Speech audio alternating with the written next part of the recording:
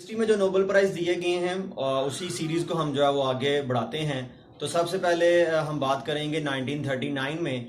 1939 में एक Russian chemist जो है एडॉल्फ ब्यूटिनेंट को नोबेल प्राइज के लिए जो है वो नामजद किया गया।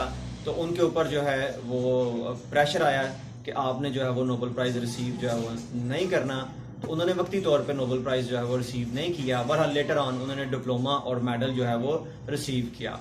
तो जो ब्यूटिनेंट है इनका जो काम था ये काम था जी कि इन्होंने जो हार्मोन है इनको सिंथेसाइज किया, इनकी कंपोजिशन जो है वो बताई। उसमें एस्ट्रोजन है, उसमें एंड्रोजन है यानी कि मेल हार्मोन, फीमेल हार्मोन, और इसी तरह से एस्ट्राइयोल जो है इसके बारे में जो है उनकी रिसर्च थी। इन हार्मोन के ऊपर इनका काम था। 1940 और 1941 में कोई नोबेल प्राइज़ जो है वो नहीं दिया गया। ये जंगीज़िम दोम जो है उसका ज़माना अब जो है वो शुरू हुआ जाता है, इस वजह से नोबेल प्राइज़ जो है वो नहीं दिया गया।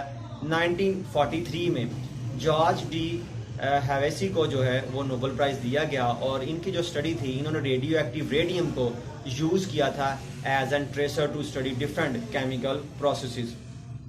लेबलिंग की गई थी कुछ मालिक्यूल की जिससे पता चला कि इनका मैकेनिज्म जो है वो क्या है। 1944 फिजिक्स में बड़ा मशहूर नाम है ऑटो हान। ऑटो हान ने न्यूक्लियर फिशन रिएक्शन जो है वो डिज़ाइन किया, जिसकी बेस के ऊपर जो है वो हमारी फ्यूचर की न्यूक्लियर जो पावर है, न्यूक्लियर जो इलेक्ट्रिसिटी वो बेस करती है कि न्यूट्रॉन जो है वो यूरेनियम जो 236 है उसको तोड़ेगा तो बाकर बनेगा। बाकर का मतलब बी ए फॉर बेरियम और के आर फॉर क्रिप्टॉन, और साथ में 3 न्यूट्रॉन जो है वो निकलेंगे। तो ये जो है ये न्यूक्लियर फिशन रिएक्शन इन्होंने डिज़ाइन किया। 1945 में ये नोबेल प्राइज़ जो है ये दिया गया जी आर्थरी विटानिन को। आर्थरी जो विटानिन है इनका काम बड़ा अमेजिंग है।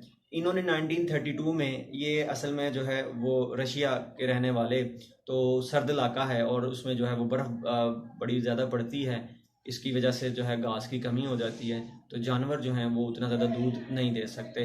तो इन्होंने जो इनऑर्गेनिक एसिड्स हैं, सल्फ्यूरिक एसिड है, हाइड्रोक्लोरिक एसिड है, इन्होंने देखा कि इनको हम यूज़ करते हुए कुछ मेटाबॉलिक प्रोसेस हैं जिनको इम्पीड कर सकते हैं, तो उनकी जो न्यूट्रिटिव वैल्यूज़ हैं वो फ्रीज़ हो जाती हैं, वो वही रहती हैं। तो इन्होंने इसी मैकेनिज़्म से जो है घास उसको फ्रीज़ किया, क्या वो 6-7 माह जो है वो चल सकती है।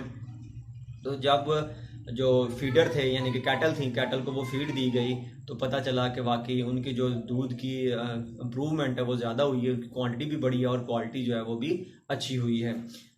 इसी तरह से 1946 जो है ये नोबेल प्राइज़ दिया गया। अब 3 साइंटिस्ट को इसमें जो हाफ प्राइज़ मनी थी वो दी गई जेम्स बी सुमनर को।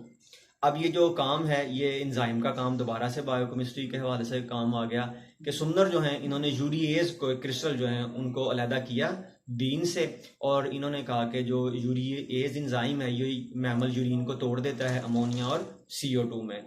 और इसी तरह से इनके साथ जो 1/4 प्राइज़ जो है वो दिया गया जॉन एच नॉर्थॉर्प को। जो नॉर्थरॉप जो हैं इनकी जो रिसर्च थी ये पेप्सिन, ट्रिप्सिन, कीमोट्रिप्सिन के ऊपर थी।